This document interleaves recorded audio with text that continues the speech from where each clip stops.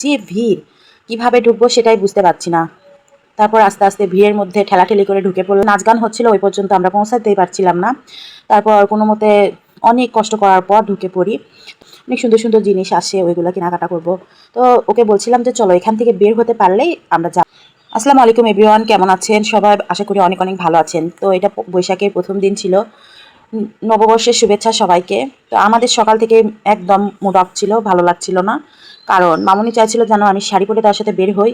তো আমি নানান শাড়ি বের করে নানানবার ভাবছি যে পরবো কি না। একটা যে কোনো প্রতিবন্ধকতা ছিল, যার কারণে লাস্ট পর্যন্ত আমি শাড়িটা না পরার ডিসিশন নিই। তো সেই জন্য ক্যামেরার ফেসেও আসতেছি না, অনেক খারাপ লাগতেছে, মামুনি মন খারাপ করে আছে। তারপরেই তো মামুনির স্কুলে গেটে চলে আসলাম। চলে এসে দেখি বাবা যে ভিড়, কিভাবে ঢুকবো সেটাই বুঝতে পারছি না। তারপর আস্তে আস্তে ভিড়ের মধ্যে ঠেলাঠেলি করে ঢুকে পড়লাম। তারপর দেখি অনুষ্ঠান শুরু হয়ে গেছে। যেতে যেতে অনেক লেট করে ফেলছি, 9:30 থেকে অনুষ্ঠান ছিল। তো আমরা ওখানে যে পৌঁছাতেই 10:30 বেজে গেছে, রাস্তায় গাড়িও পাচ্ছিলাম না। তো 10:30 বাজে আমরা স্কুলের গেটে চলে আসি।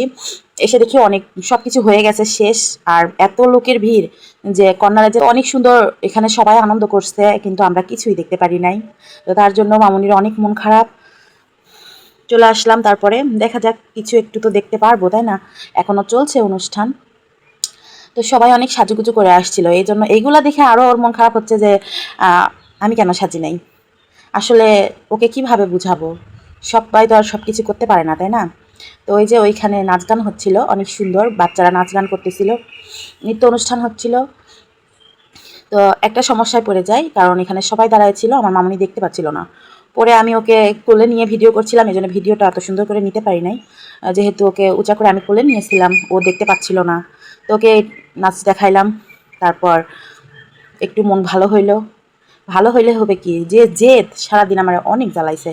দেখেন কি অবস্থা, এত মানুষ এই ফিল্ডের মধ্যে, মনে হচ্ছিল যে পিঁপড়ার মতো মানুষ দেখা যাচ্ছে, অনেক অনেক মানুষ।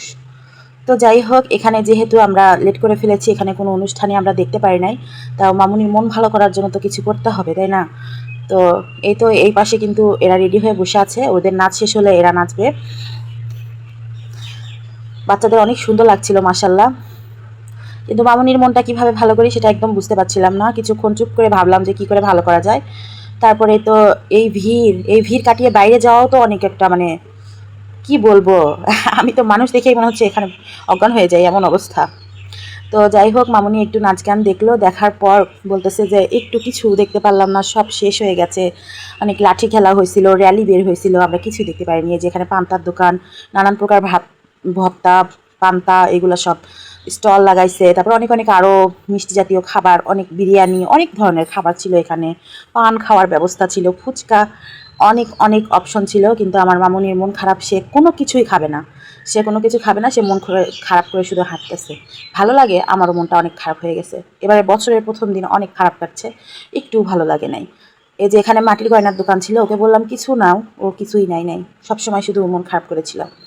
তো কিছুক্ষণ ভিডিও নিলাম, তারপরে আমি ভাবলাম যে এখানে যেহেতু আমরা কিছুই দেখতে পারি নাই, তো আমরা এখন চলে যাব আমাদের বগুড়া শহরে যে পৌর পার্ক আছে ওখানে। ওখানে প্রতি বছরই বৈশাখীর সময় মেলা হয় 5 দিন ব্যাপী।